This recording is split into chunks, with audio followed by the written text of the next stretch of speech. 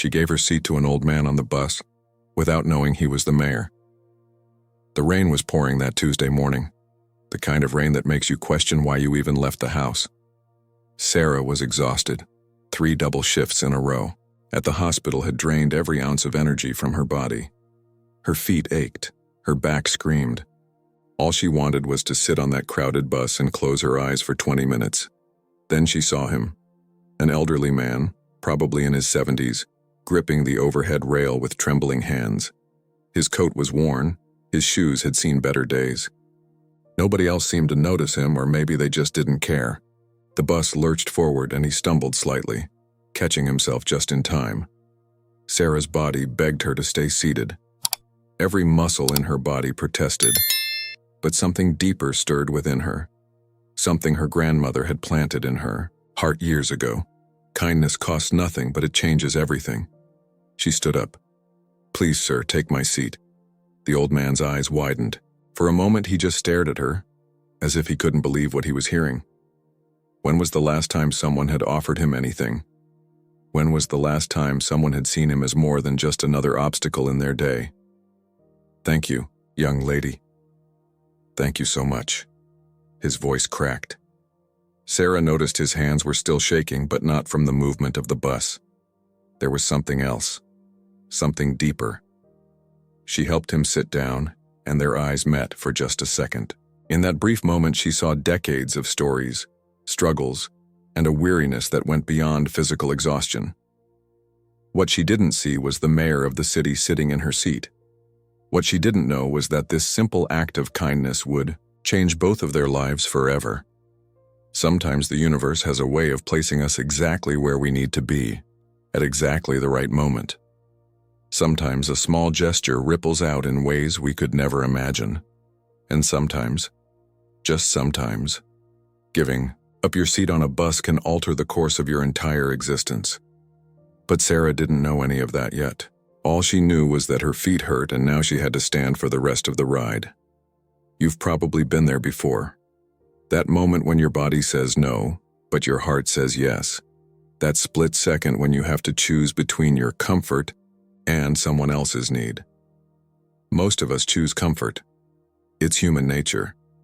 We're wired for self-preservation, programmed to protect our own interests first. But what if that programming is exactly what's keeping us from our greatest moments? Think about it. Every time you choose comfort over compassion, you're not just missing an opportunity to help someone else. You're missing an opportunity to become who you're meant to be. Because here's the truth nobody talks about.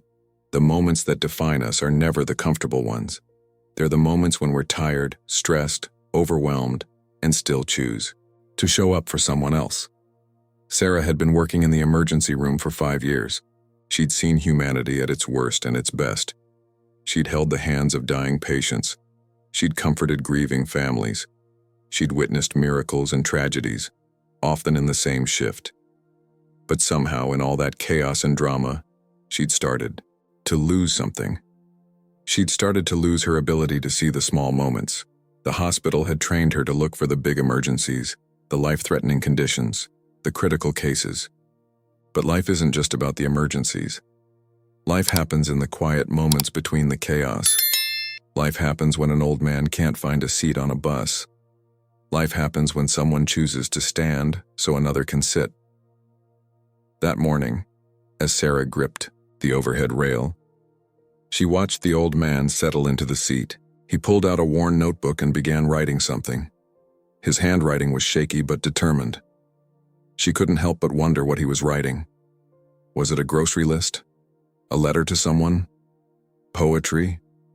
She'd never know that he was writing about her. The bus stopped at Maple Street. More people crowded in. A businessman pushed past her without apology. A teenager with headphones bumped into her shoulder. Everyone was in their own world, their own bubble of concerns and deadlines and problems. Nobody noticed the old man in the seat. Nobody noticed the young woman standing because she'd given up her place. But the old man noticed everything. He noticed how she shifted her weight from foot to foot, trying to ease the obvious pain. He noticed how she smiled at a child who was staring at her hospital badge. He noticed how she helped an elderly woman with her grocery bags when the bus lurched to a stop.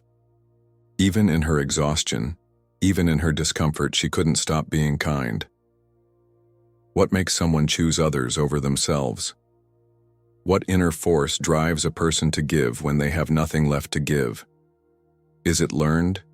Is it innate? Or is it something more mysterious, something that defies explanation? Every city has its secrets. Behind the glass towers and busy streets, behind the politics and power plays, there are always stories nobody tells. The mayor of this city had his own secret. For one day every month, he dressed in his oldest clothes and rode the public bus. No security, no entourage, just him and the people he served. He called it his reality check. You see, power has a way of insulating people from truth. The higher you climb, the less you see of the ground below. The more important you become, the more people tell you what you want to hear instead of what you need to hear. So the mayor had made a promise to himself when he first took office. He would never lose touch with the people who mattered most. The people who rode the bus at 7 a.m., the people who worked 3 jobs to pay rent, the people who were too tired to stand but stood anyway. For 3 years, he'd been doing this. He'd heard conversations about rising rent prices. He'd watched mothers juggle crying babies and grocery bags. He'd seen teenagers doing homework on their laps because they'd been up all night working to help their families. These bus rides had shaped more policies than any boardroom meeting ever had. But in all those rides and all those observations, he'd rarely been on the receiving end of kindness. People saw an old man in worn clothes and looked away. They clutched their bags tighter. They avoided eye contact. He didn't blame them. The world had taught them to be cautious, to protect themselves, to assume the worst. But it still hurt. It still reminded him how far we'd fallen from the basic human decency that should connect us all. Then came Sarah. She didn't know who he was. She didn't care. She saw a human being in need and responded. No calculation, no agenda, just pure, simple kindness. The kind of kindness that seems increasingly rare in a world that rewards selfishness and celebrates individual success over collective well-being. As he sat in that seat, writing in his notebook, the mayor found himself thinking about his own journey. 40 years ago, he'd been a young law student, idealistic and passionate about changing the world. He'd believed that systemic change was the only thing that mattered. Laws, policies, regulations, these were the tools that would create a better society. But sitting there watching this young woman sway with the movement of the bus, he realized something profound. Systems don't change hearts. People do. Laws don't create kindness. Individuals do. Policies don't build communities. Small acts of love do. The bus rumbled on, carrying its cargo of dreams and struggles, hopes and fears. Outside the windows, the city was waking up. Coffee, shops opening, newspapers being delivered. Another day in the endless cycle of urban life. But inside this metal box on wheels, something extraordinary was happening. 2 strangers were sharing a moment that would ripple out in ways neither could imagine. What defines a life well lived? Is it the money you make, the position you achieve, the recognition you receive? Or is it something quieter, something that can't be measured in dollars or titles? Sarah had been asking herself this question a lot lately. At 28, she felt like she should have more figured out. Her friends from nursing school were getting married, buying houses, posting perfect pictures on social media. Meanwhile, she was living in a studio apartment, working overtime just to pay off student loans, and hadn't been on a date in over a year. Society tells us that success looks a certain way. It tells us that by a certain age, we should have checked certain boxes: career, relationship, property, achievements. But what if society is wrong? What if the metrics we use to measure a meaningful life are completely backwards? Standing on that bus, watching the old man write in his notebook, Sarah felt a strange sense of peace. Yes, her feet hurt. Yes, she was exhausted. But she had done something good. Something small perhaps, but good nonetheless. And in a world that often feels overwhelming in its darkness, isn't every small light worth celebrating? The old man looked up from his notebook and caught her eye. He smiled. Not just with his mouth, but with his whole face. It was the kind of smile that made you feel seen, truly seen, in a way that's increasingly rare in our digital age. How often do we really see each other anymore? How often do we look past the surface to the human being underneath? "You work at the hospital?" he asked, gesturing to her badge. Sarah nodded. "Emergency department." "That must be challenging." She laughed, but it wasn't bitter. Some days more than others. "And yet you still had the energy to give up your seat. That says something about you." What does it say? That she was raised right? That she was too soft for her own good? That she was the kind of person who would always put others first and probably suffer for it? Sarah didn't know. All she knew was that she couldn't have sat there while he stood. It would have felt wrong in a way she couldn't articulate. The conversation could have ended there. Small talk between strangers on public transportation rarely goes deeper than surface pleasantries. But something about this moment felt different. Maybe it was the early morning vulnerability. Maybe it was the shared humanity of two people choosing to connect in a disconnected world. Or maybe it was just fate, working its mysterious magic. "Can I ask you something?" the old man said. Sarah nodded. "Why did you give up your seat?" "Really?" Most people would have pretended not to see me. It was such a simple question, but it hit her like a thunderbolt. Why had she? She thought about lying, giving some noble answer about civic duty or professional ethics. But something about his eyes, kind but penetrating, demanded honesty. "My grandmother," she said finally. "She raised me, worked 3 jobs to put food on the table, never complained, never asked for anything. But she always said that the measure of a person isn't what they do when things are easy. It's what they do when things are hard." The old man's eyes glistened. "She sounds like a wise woman." She was. "She died 2 years ago." "I'm sorry." "Don't be." She lived exactly the way she wanted to, on her own terms, helping people until the very end. Sarah's voice caught slightly. "Sometimes I wonder if I'm living up to her example, if she'd be proud of who I've become." The old man closed his notebook carefully. "I think she would be very proud." Memory is a strange thing. We think we'll remember the big moments, the graduations, the promotions, the milestones, but often it's the small moments that stay with us. The unexpected kindness of a stranger, the perfect cup of coffee on a difficult day, the way sunlight hits a window at just the right angle. For the mayor, this bus ride would become one of those indelible memories. He'd given hundreds of speeches about community, about coming together, about the importance of civic engagement. He'd championed programs to increase volunteerism, to build stronger neighborhoods, to bridge the gaps between different parts of the city. But sitting in that seat, watching Sarah interact with other passengers, he realized something that made all his speeches feel hollow. Real community isn't built from the top down. It's built from the bottom up, one act of kindness at a time. The bus was filling up now. Rush hour in full swing. People pressed together, trying to maintain personal space in a situation that made it impossible. The air was thick with coffee, breath, and morning anxiety. Everyone rushing somewhere, everyone late for something, everyone trapped in their own urgent world. But Sarah seemed to exist in a different frequency. Even exhausted, even in pain, she had a quality of presence that affected everyone around her. When someone accidentally stepped on her foot, she smiled and said it was okay. When a mother struggling with a stroller needed help, she was there. When an elderly woman couldn't reach the rail, Sarah gently guided her to a safer spot. The mayor watched all of this with growing fascination.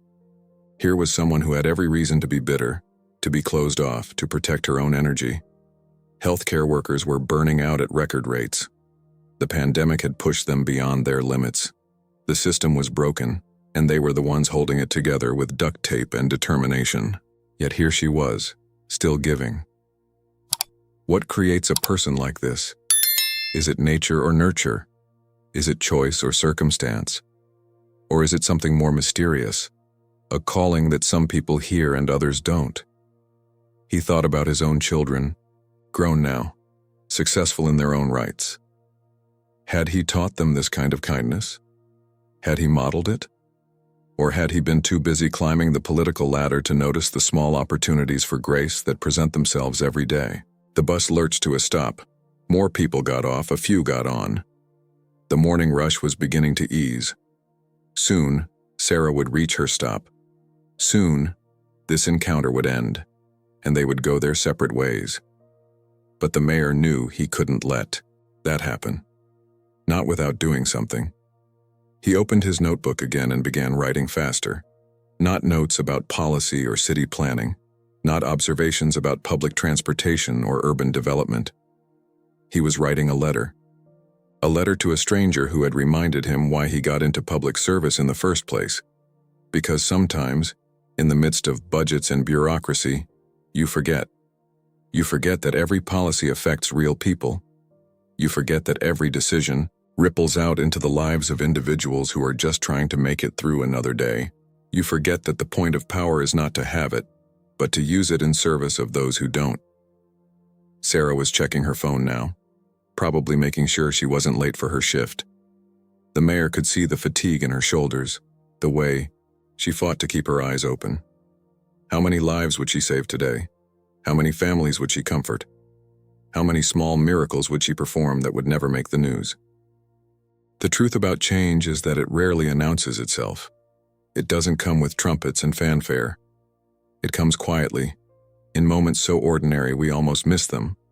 A conversation with a stranger, a book picked up at random, a decision to say yes instead of no. These are the hinges on which lives turn. Sarah's phone buzzed. A text from her supervisor. "Short-staffed again today. Can you stay late?" She closed her eyes for a moment. Of course they were short-staffed. They were always short-staffed. The hospital was hemorrhaging nurses, losing them to burnout, better-paying jobs, or career changes entirely. The ones who stayed were asked to do more with less, to stretch themselves thinner, to somehow maintain quality care while the system crumbled around them. "I'll try," she texted back. It was always, "I'll try." Because what else could she say? That she was exhausted? That she was starting to question if this was sustainable? That some days she wondered if she was making any real difference at all? The old man was watching her. "Difficult news?" "Just work stuff. Nothing unusual." "May I share something with you?" He didn't wait for her answer. "I've lived in this city for 73 years. I've seen it change for better and worse. I've watched neighborhoods transform, buildings rise and fall, people come and go. But you know what never changes?" Sarah shook her head. "The impact of one person who cares, one person who shows up, one person who refuses to let the world make them hard." He paused, choosing his words carefully. "The world needs people like you. People who give when they have nothing left to give. People who see others even when they themselves feel invisible." "I'm just doing my job," Sarah said quietly. "No," the old man said firmly. "You're doing much more than that. You're holding the line. You're keeping the light on. You're reminding the rest of us what it means to be human." Sarah felt tears prick her eyes. She blinked them back. She couldn't cry on the bus. She couldn't fall apart in front of strangers. She had to hold it together like she always did. But something about this old man's words had pierced through her carefully constructed armor. When was the last time someone had seen her? Really seen her? Not as a nurse, not as a function, not as someone to solve problems or fill shifts, but as a human being who was struggling and still choosing to show up. "Thank you," she whispered. The mayor reached into his pocket and pulled out a business card. But then he hesitated. If he gave her his real card, the moment would change. It would become about him, about his position, about the power dynamic between them. And that wasn't what this was about. Instead, he put the card away and continued writing in his notebook. The letter was almost complete. A letter that would find its way to her. But not today. Today was about something purer. Today was about Two human beings connecting in the midst of an ordinary morning commute. Your grandmother, he said suddenly. Tell me about her. Sarah's face softened. She was everything. Raised 5 kids on her own after my grandfather died. Never remarried. Worked as a seamstress during the day. Cleaned offices at night and still somehow made it to every school play, every soccer game, every important moment. She sounds remarkable. She was. She used to say that we're all just walking each other home. That life isn't about getting to some destination. It's about who we help along the way. The old man smiled. Walking each other home. I like that. The bus was approaching downtown now. The buildings grew taller, the streets more crowded. Sarah would be getting off soon, disappearing into the maze of the hospital complex, becoming one of thousands of healthcare workers holding the system together through sheer force of will. But she wouldn't be forgotten. Not by the old man in the worn coat. Not by the mayor who had remembered why he served. Not by the universe that had orchestrated this meeting for reasons that wouldn't become clear until much later. How do we measure the impact of a single moment? Scientists might talk about chaos theory, the butterfly effect, the way small actions can trigger massive changes. Philosophers might discuss the interconnectedness of all things, the web of cause and effect that binds us together. But perhaps the poets have it right. Perhaps some moments simply matter because they remind us who we are and who we can be. The bus pulled up to the hospital stop. Sarah gathered her things, preparing to face another long shift. The old man watched her, wanting to say something more, to somehow convey the impact of her simple kindness. But what words could capture it? How do you tell someone that they've restored your faith in humanity? How do you explain that they've changed the trajectory of decisions that will affect thousands of lives? This is me, Sarah said, moving toward the door. Wait, the old man called out. She turned back. Your grandmother was right about walking each other home. Don't forget that, especially on the hard days. Sarah smiled, a real smile this time, not the polite one she wore for patients and colleagues. I won't forget. And then she was gone, swallowed by the morning crowd, heading into a building where life and death decisions were made every minute. The mayor sat in the seat she had given him, holding his notebook, feeling the weight of what had just happened. He thought about the city council meeting scheduled for that afternoon. They would be discussing budget cuts. Healthcare was on the chopping block again. The hospital Sarah worked at was facing potential layoffs, reduction in services, the same austerity measures that cities across the country were implementing. He had been prepared to support some of those cuts. After all, the city needed to balance its books. Fiscal responsibility was important. But fiscal responsibility to whom? To the spreadsheets and projections? Or to people like Sarah, who gave up their seats and their comfort and their health to serve others? The bus continued its route, but the mayor wasn't paying attention anymore. He was thinking about his own journey, the compromises he'd made, the times he'd chosen political expediency over human need. When had he stopped seeing the faces behind the numbers? When had he forgotten that every line item in a budget represented real people living real lives? His phone buzzed, his chief of staff wondering where he was. The morning briefing was in 30 minutes. He should get off at the next stop, call his driver, slip back into his role as the city's leader. But he didn't. He stayed on the bus, riding it to the end of the line, thinking about a young woman who had shown him something he'd lost. The notebook in his hands contained more than just observations now. It contained a promise to remember that leadership isn't about managing systems, it's about serving people.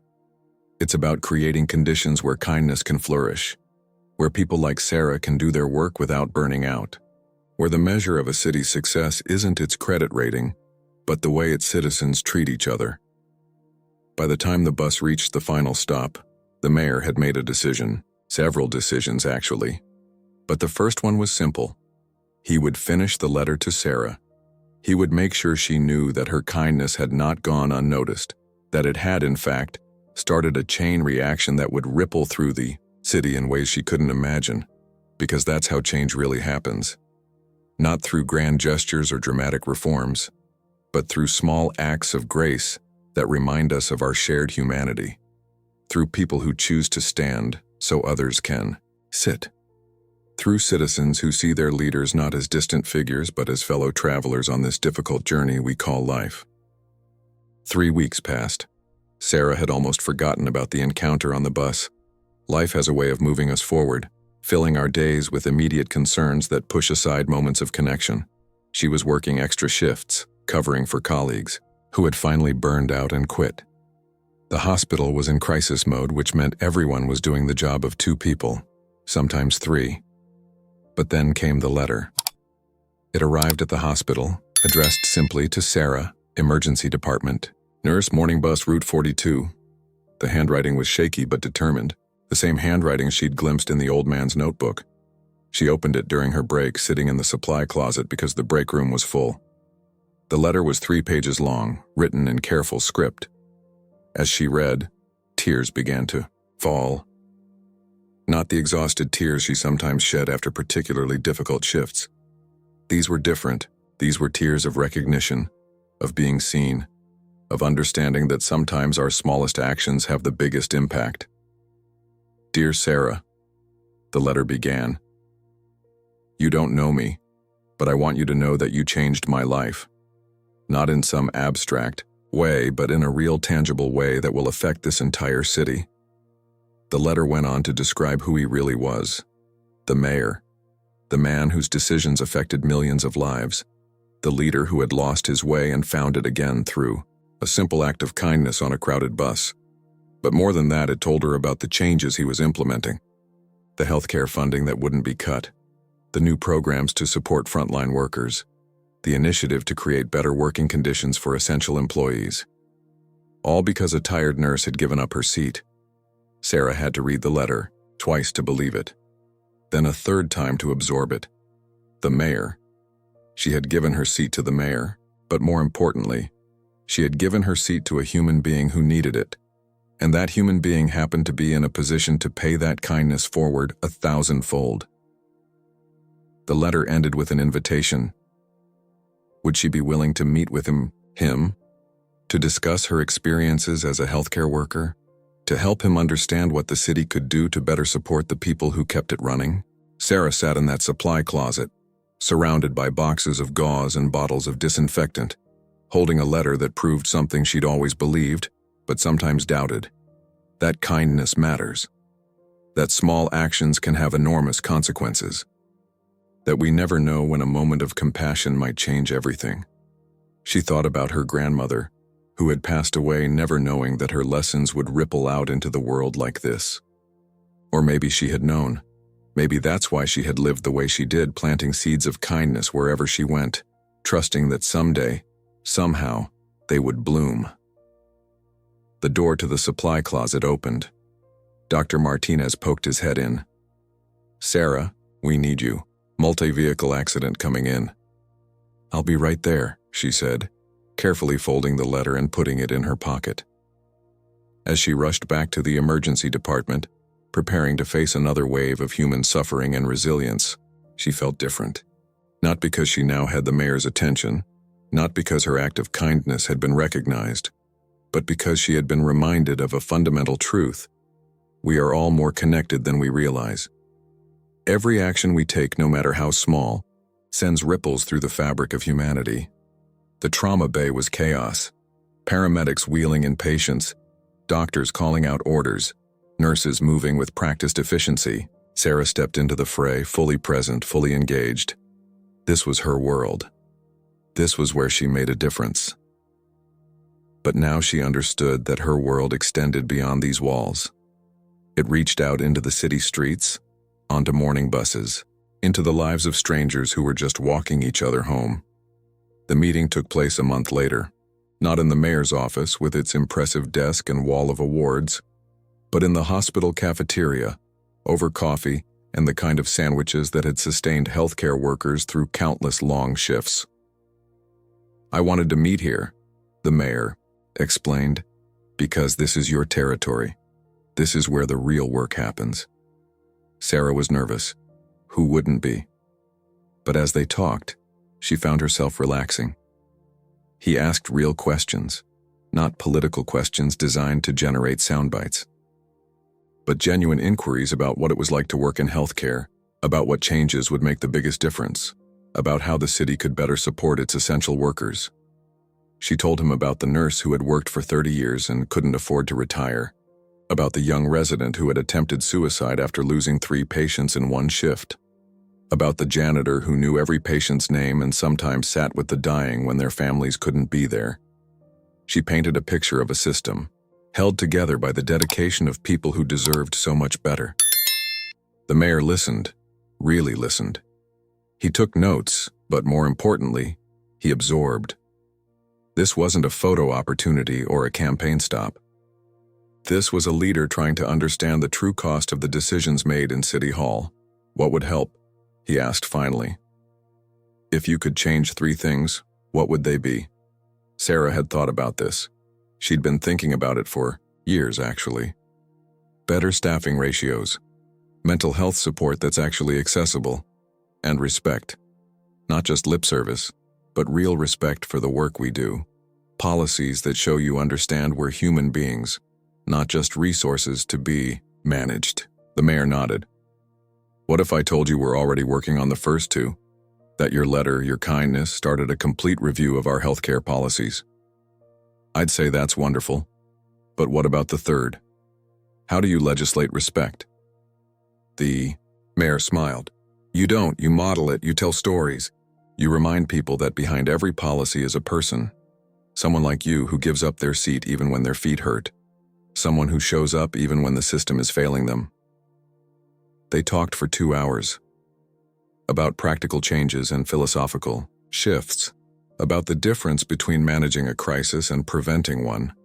About the role of government in supporting the people who support everyone else. By the end, they had the outline of a new initiative.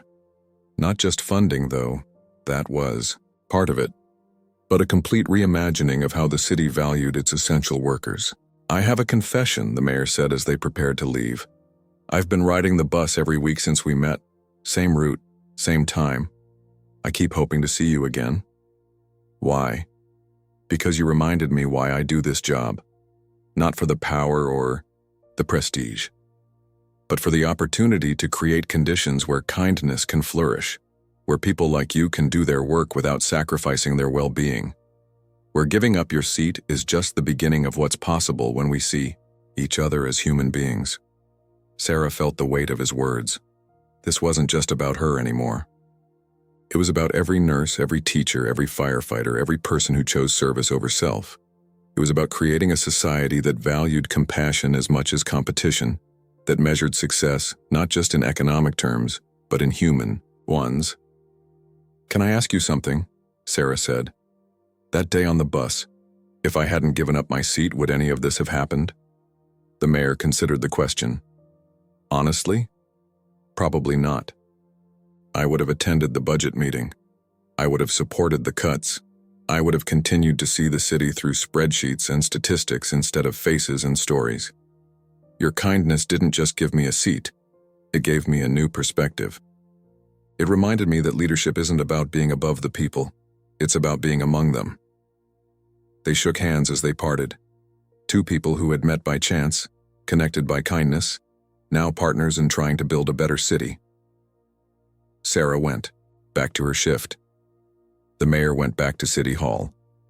But both carried with them the knowledge that change is possible, that individual actions matter, that sometimes the smallest gesture can spark the biggest transformation. 6 months later, the city unveiled the Walking Each Other Home initiative. It wasn't just a healthcare program.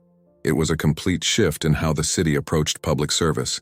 Better wages for essential workers, mental health support that was actually accessible, staffing ratios that recognize the humanity of both caregivers and patients. But more than that, it was a cultural shift, a recognition that a city's strength isn't measured by its skyline, but by how it treats its most vulnerable citizens. Sarah was invited to the launch event. She almost didn't go. Public recognition made her uncomfortable. She hadn't given up her seat for praise or reward. She had done it because it was the right thing to do. But her colleagues convinced her. This wasn't about her, they said. It was about what she represented, The thousands of people who chose kindness every day without expecting anything in return. The auditorium was packed. Nurses, teachers, firefighters, social workers, the people who kept the city running. The mayor spoke about the encounter on the bus, about how a single act of kindness had opened his eyes to what real leadership meant. He talked about Sarah's grandmother, about the wisdom of walking each other home, about building a city where compassion was as valued as commerce. But the most powerful moment came when he asked Sarah to speak. She hadn't prepared anything. Public speaking wasn't her strength. But standing at that podium, looking out at hundreds of faces that reflected her own exhaustion and dedication, she found words she didn't know she had. "I'm not special," she began. "I'm just tired, like all of you. Tired of being asked to do more with less. Tired of being called heroes while being treated as expendable.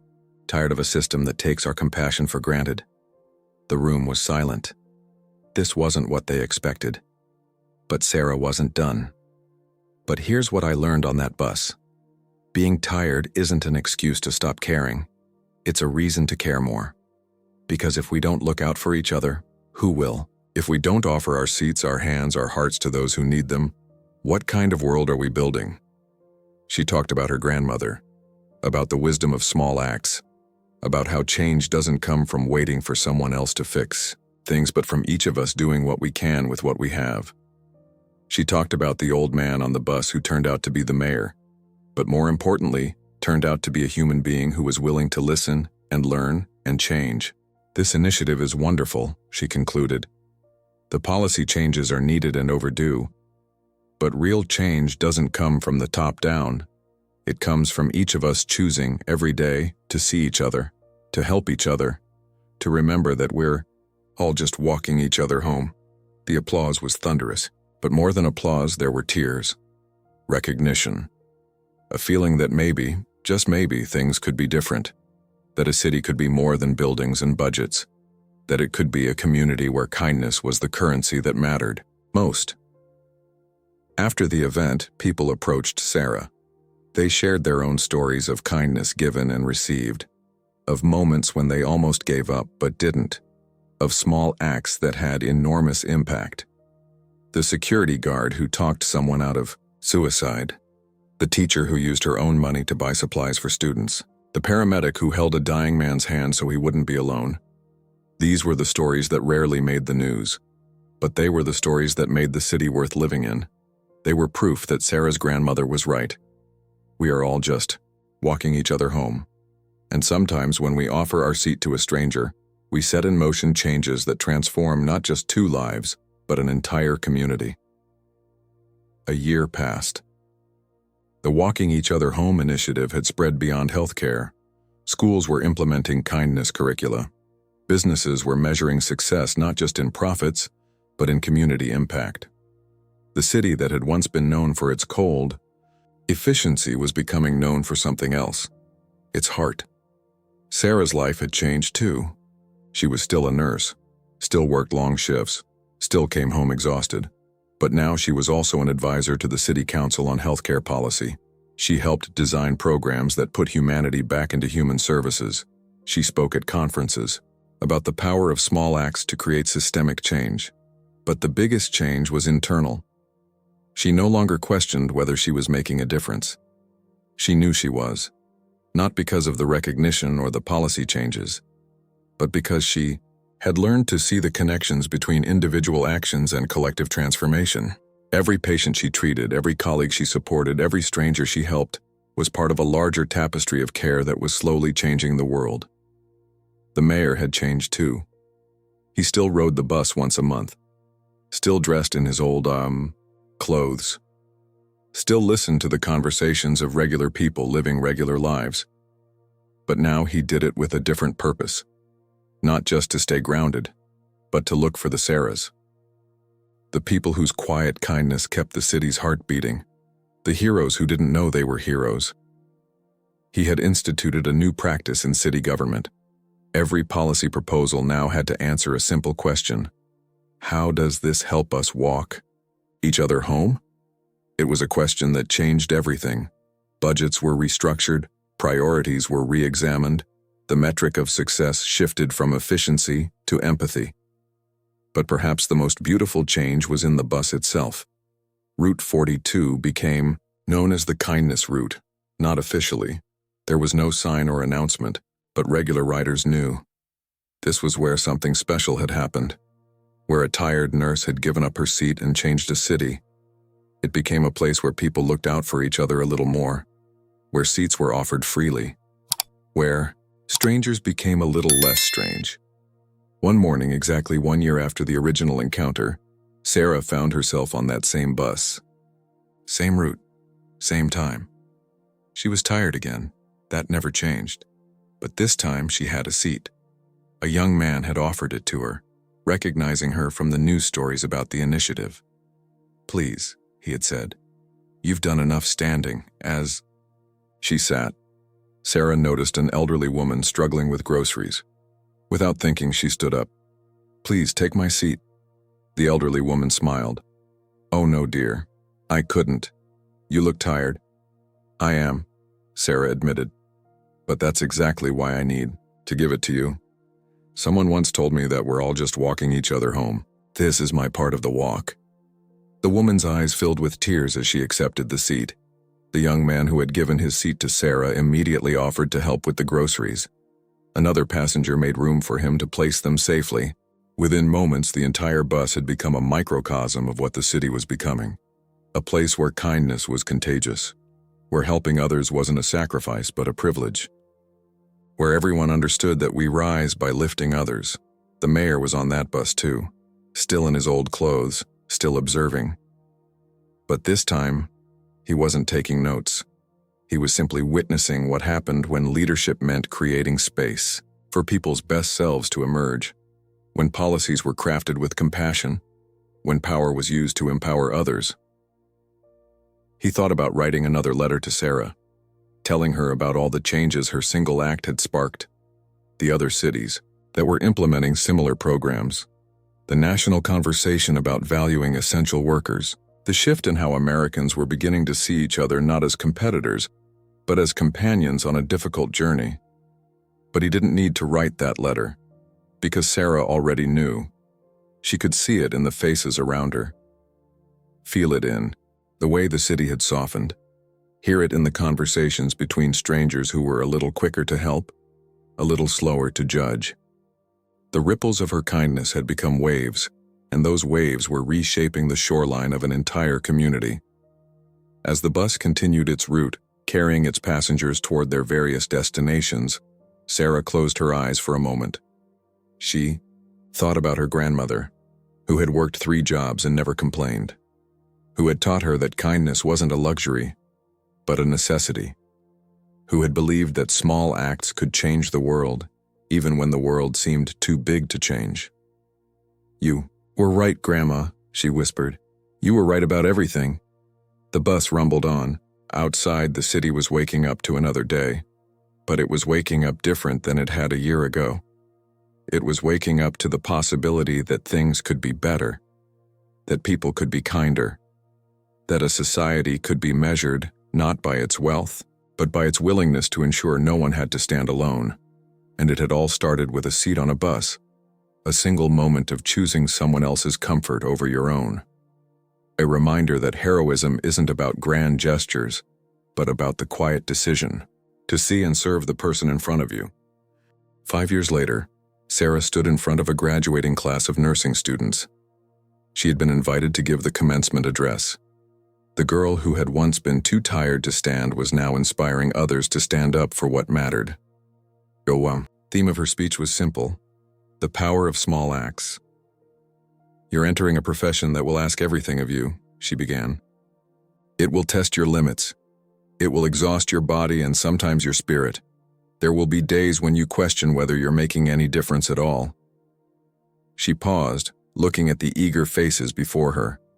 They had no idea what awaited them. The long nights, the heartbreak, the system that would often work against them even as they worked to save lives. But they also had no idea about the beauty, the privilege of being present for people's most vulnerable moments, the sacred trust of holding someone's hand as they faced their fears, But here's what I want you to remember. Every small act of kindness matters. Every time you take an extra moment to listen to a patient, every time you help a colleague who's struggling, every time you choose compassion even when you're running on empty, these moments matter more than you can possibly imagine.